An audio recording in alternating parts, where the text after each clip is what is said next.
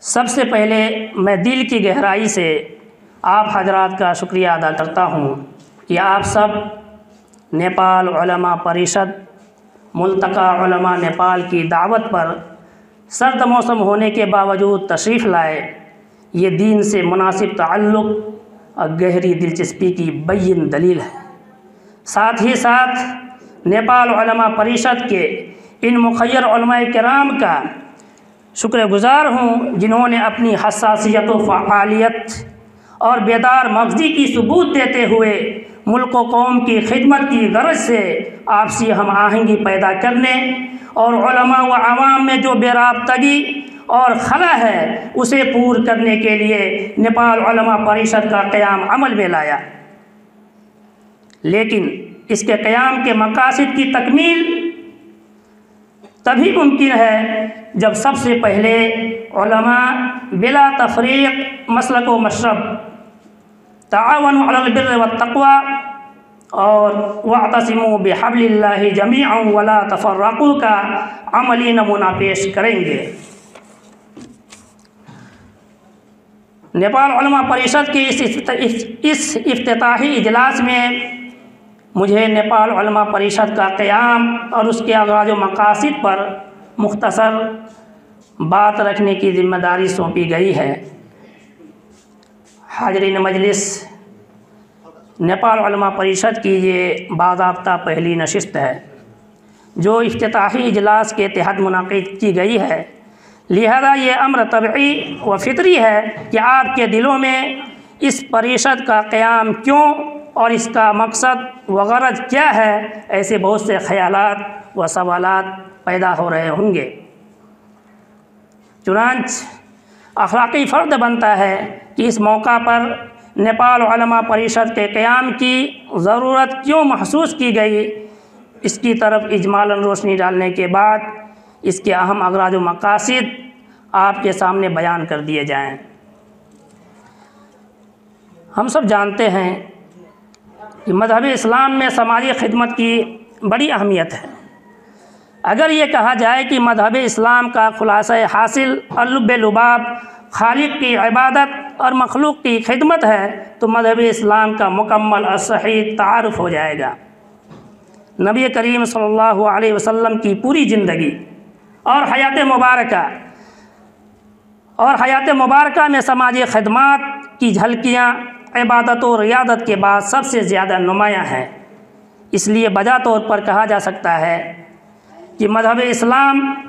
سماجی خدمات کا سب سے بڑا داعی اور مبلغ ہے۔ اسلام میں سب سے زیادہ کامیاب انسان اسے کہا گیا ہے جو اپنی دینداری کے ساتھ لوگوں کے لیے زیادہ مفید اور کارآمد بھی ہو۔ بیہقی کی روایت ہے، آپ صلی اللہ علیہ وسلم نے فرمایا، خیر الناس من ینفع الناس۔ گویا انسانی اور سماجی خدمت کرنے کو اسلام نے بہت فوقیت اور ترجیح دی ہے۔ وجہ یہ ہے کہ اس کا نفع متعدی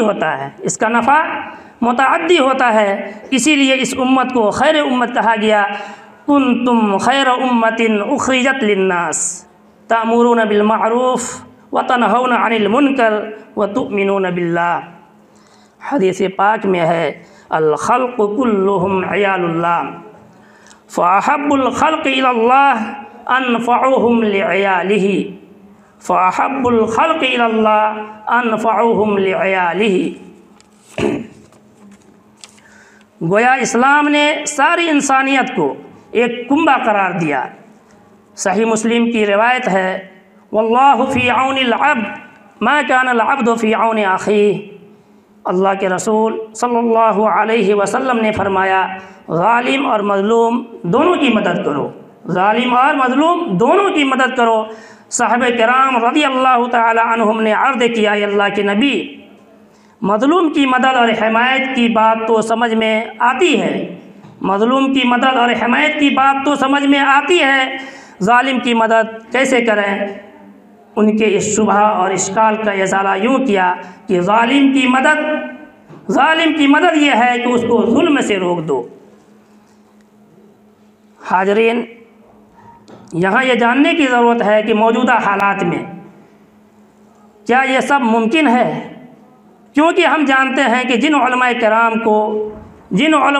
کو وارثین انبیاء کا اعلیٰ ترین خطاب ملا، اور وذکر فإن الذکریٰ تنفع المؤمنین کی روشنی میں امت مسلمہ کو دین کی تذکیر کا فریضہ انجام دینے اور انہیں یکجا متحد کرنے کی ذمہ داری سونپی گئی، اور جو ایسا کرتے نیز آپسی تال میل کے ذریعے ملک کی خدمت و ترقی اور برادران وطن کے سامنے اسلامی تعلیمات اور حقائق پیش کرنے میں اہم کردار ادا کرتے، وہ خود آپسی نزاع و اختلاف کے شکار ہوتے نظر آ رہے ہیں، خواہ وہ اختلاف مسلکی ہو یا فقہی، ندویت و قاسمیت، فلاحیت و اصلاحیت، دیوبندیت و بریلویت، تو محض ایک انتصاب تھا، لیکن اسے اصل سمجھ کر اتنی اہمیت دے دی گئی کہ ہم المسلم اخو المسلم کا درس ہی بھول گئے۔ اتنا ہی نہیں بلکہ بشروا ولا تنفروا کے بجائے نفروا ولا تبشروا کا گویا پاٹھ پڑھنے لگے، اور اپنی اپنی دنیا میں ایسے مگن ہو گئے کہ علماء و عوام کے مابین جس طرح ربط اور آہنگی ہونی چاہیے وہ بالکل ناپید ہو گئی، اور دونوں کے درمیان ایک خلا سا پیدا ہو چکا ہے، جس کی وجہ سے امت مسلمہ اس وقت ایسی راہ پر کھڑی ہے جہاں کوئی اس کا پرسان حال نہیں۔ انہیں جب کبھی کوئی دینی یا سیاسی مسئلہ درپیش آتا ہے تو سمجھ نہیں پاتے کہ کدھر کا رخ کریں اور کہاں جائیں، چونکہ دانشوران قوم، قائدین ملت، خصوصاً علماء کرام کو آپسی اختلاف و انتشار سے فرصت نہیں، گویا ایک طرح سے یہ خانہ جنگی کے شکار ہیں، اور یہ کہنے کے لیے میں دل سے معذرت خواہ ہوں۔ کیا ایسی ناگفتہ صورت میں اپنی قوم کو واعتصموا بحبل اللہ جمیعا ولا تفرقوا کا درس مبین دے سکیں گے؟ اور اگر ایسا ہے تو کیا لم تقولون ما لا تفعلون کے زمرے میں نہیں آئیں گے؟ والعیاذ باللہ من ذلک۔ ان باتوں سے قطعاً علماء کی تنقیص اور ان پر تنقید مقصد نہیں، کیونکہ الحمدللہ ثم الحمدللہ علماء کرام نے مکاتب و مدارس، جامعات و جمعیات،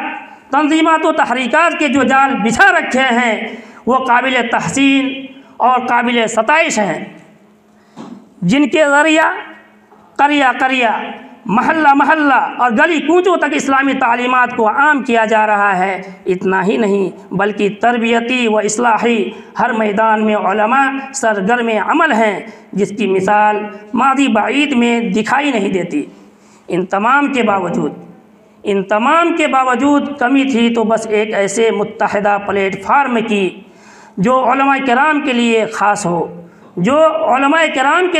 ہو، جو فقہی مسلکی اختلاف سے بالا تر ہو، جس کے تحت علماء آپس میں ایک ساتھ مل بیٹھ سکیں، جس سے قوم کو اتحاد و اتفاق کا پیغام مل سکے، ایسا محسوس ہو کہ سب ایک ہی کنبہ اور خاندان کے افراد ہیں، اور آپس میں ایک دوسرے کے ہمدرد اور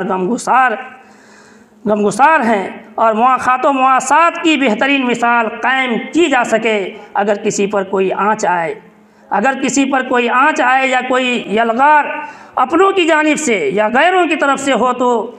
قلباً و روحاً سب اسے محسوس کریں، اس کے دفاع میں شریعت کی پاسداری اور ملکی قوانین کا پاس و لحاظ رکھتے ہوئے دفاعی پوزیشن میں اٹھ کھڑے ہوں اور اس کے خلاف مناسب پیش رفت کر سکیں، جس پلیٹ فارم کا مقصد کسی بھی ادارے یا تنظیمات کے اندرونی معاملات میں دخل دینا نہ ہو، بلکہ یہ ذہن میں رہے کہ سب کا سرچشمہ ایک ہے، منبع ایک ہے، اور اس کی کامیابی و بہتری کے لیے ہمیشہ کوشاں اور فکر مند رہے، نیز دل سے دعا بھی کرے۔ اسی احساس کے پیش نظر چند علماء کرام نے اقدام کرتے ہوئے ایک متحدہ پلیٹ فارم کی بنیاد رکھی جو نیپال علماء پریشد کے نام سے موسوم ہے، اس امید کے ساتھ کہ ہم اکیلے ہی چلے تھے جانب منزل مگر ہم اکیلے ہی چلے تھے جانب منزل مگر راہ رو آتے گئے اور کارواں بنتا گیا کا مصداق ہو۔ لہذا ضرورت ہے اس بات کی کہ علماء کرام اس پریشد کا شانہ بشانہ ساتھ دیں، اپنی صفوں کو ایسے نو ہموار کریں، اتحاد و یکجہتی کی فضا بنائیں اور اپنی نورانی علوم و معرفت سے ملک و قوم کے لیے مزید سود مند اور مفید ثابت ہوں، تاکہ ان کی آپسی تنوع سے غیر موقع سے فائدہ اٹھانے کی جسارت نہ کر سکے۔ موجودہ حالات کے تناظر میں ایک مثال کے ذریعے خود احتسابی کی درخواست کروں گا، وہ یہ بیان کیا جاتا ہے کہ دو شیر تھے، ایک جوان اور ایک بوڑھا، دونوں میں بہت اچھی دوستی تھی، دونوں میں ایک دن کچھ غلط فہمی پیدا ہو گئی، دونوں ایک دوسرے کے دشمن ہو گئے۔ ایک دن بوڑھے شیر کو کچھ کتوں نے گھیر لیا اور کاٹنا شروع کیا، تب وہاں پر وہ جوان شیر آیا اور ایسا دہاڑا کہ سارے کتے وہاں سے بھاگ گئے اور جوان شیر بھی وہاں سے چلا گیا۔ یہ سب دیکھ کر دوسرے شیر نے اس جوان شیر سے پوچھا، دریافت کیا کہ تم ایک دوسرے سے بات بھی نہیں کرتے ہو تو اسے بچایا کیوں؟ تب جوان شیر نے کہا، دھیان اور توجہ چاہوں گا، تب جوان شیر نے کہا، آپس میں ناراضگی بھلے ہی ہو لیکن سماج میں ایسی کمزوری نہیں ہونی چاہیے کہ کتے بھی اس کا فائدہ اٹھا سکیں۔ اس مثال کو سامنے رکھ کر ذرا حالات کا جائزہ لیں کہ کہیں ہماری ناراضگی اور دوری سے دوسرے لوگ فائدہ تو نہیں اٹھا رہے ہیں۔ اگر ایسا ہے تو یہ بہت بڑا المیہ ہے جس کا سد باب بہت جلد ہونا مانگتا ہے۔ حضرات، جیسا کہ کنوینر صاحب نے عرض کیا کہ ہمیں دوشی پر مقالہ پیش کرنے کے لیے کہا گیا تھا، علماء پریشد کا قیام اور اس کے اغراض و مقاصد۔ اس کے بعد میں نیپال علماء پریشد کے اغراض میں سے چند مقاصد کو آپ کے سامنے رکھنا چاہتا ہوں۔ وہ یہ ہیں: نمبر 1، رضائے الہی کا حصول، نمبر 2، اعلاء کلمت اللہ، نمبر 3، علماء امت کا اتحاد، نمبر 4، فقہی و مسلکی اختلاف سے بالا تر ہو کر وسعت قلب و نظر کے ساتھ امت مسلمہ نیپال کی قیادت و رہنمائی، نمبر 5، اصلاح معاشرہ اور دعوت و ارشاد کا فریضہ انجام دینا، نمبر 6، کسی بھی ادارے یا تنظیمات کے اندرونی معاملات میں دخل نہ دینا، نمبر 7، اسلامی شریعت کی ملک گیر پیمانے پر ترجمانی کرنا، نمبر 8، اسلامی شعائر کا تحفظ و بقا، نمبر 9، وقت کے اہم مسائل سے واقفیت اور غیر اسلامی افکار و نظریات کا دفاع، نمبر 10، ملک میں مسلم پرسنل لا کو باضابطہ قانونی حیثیت دلانے کی کوشش کرنا۔ فی الحال نیپال علماء پریشد کے یہ چند اہم اغراض و مقاصد ہیں، حالات کے مطابق مستقبل میں اضافے کی گنجائش ہے۔ یہاں یہ اشارہ کر دینا مناسب سمجھتا ہوں کہ اس پریشد کی حیثیت ایک ٹکسال کی ہوگی، جہاں سے وہ سکے ڈھل کر نکلیں گے جن کی دنیا کے ہر بازار میں انشاءاللہ اپنی ایک قیمت ہوگی، جس کی یہ خواہش ہوگی کہ ہر تنظیم، ہر جماعت اور ادارے سے باصلاحیت افراد نکلیں جو مسلمانوں کے سیاسی، ملی اور سماجی مسائل کے حل میں گراں قدر خدمات پیش کر سکیں۔ نیز یہ پریشد افراد سازی کے کام میں مشغول رہے گا اور ملک کے ہر اس تنظیم سے وابستہ ہوگا جو خدمت دین کے کاموں میں مصروف ہے۔ اگر اس کے اندر تبلیغی جماعت کی سرگرمیاں دکھائی دیں گی تو جماعت اسلامی کی بعض گشت بھی یہاں پر سنی جا سکتی ہے۔ مذاہب اربعہ کے ساتھ اہل حدیث علماء کی بھی زیارت یہاں کی جا سکتی ہے، لیکن انتظامی طور پر نیپال علماء پریشد کی وابستگی کسی بھی مکتب فکر یا تحریک یا جماعت سے نہیں ہوگی، انتظامی طور پر، کیونکہ یہ پریشد اپنے اصل کے اعتبار سے خود ایک علمی و فکری تحریک ہے۔ یہ پریشد اپنے اصل کے اعتبار سے خود ایک علمی و فکری تحریک ہے اور یہ اپنے متعین خطوط پر کاربند رہے گا تاکہ اس کی افادیت سدا برقرار رہے۔ یہ وضاحت اس لیے کرنی پڑ رہی ہے تاکہ شرپسند عناصر ملک کے خالص سیاسی مسائل میں اس پریشد کو اس طرح گھسیٹنے کی کوشش نہ کریں کہ جیسے وہ مسائل خود اس پریشد نے پیدا کیے اور اس کی مداخلت کے بغیر ان مسائل کا حل ناممکن ہے۔ البتہ مسلمانوں کے سیاسی مسائل کو دیکھتے ہوئے نیپال علماء پریشد ان حالات کا ڈٹ کر مقابلہ کریں گے اور اس طرح ہر محاذ پر مسلمانوں کی قائدانہ رہنمائی کی جا سکے گی۔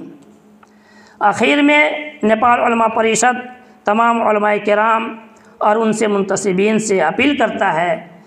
کہ مسلمانوں کی تعلیمی، اقتصادی، ملی اور سیاسی مسائل میں اپنی سطح پر جتنا ہو سکے اپنی خدمات پیش کرتے رہیں اور اس پریشد کے سبھی سرگرمیوں، نشستوں اور پروگراموں میں اپنا قیمتی وقت نکال کر شرکت کی کوشش کریں۔ بس اسی پر آپ سب کے شکریہ کے ساتھ اپنی بات ختم کرتا ہوں۔ والسلام علیکم ورحمۃ اللہ وبرکاتہ۔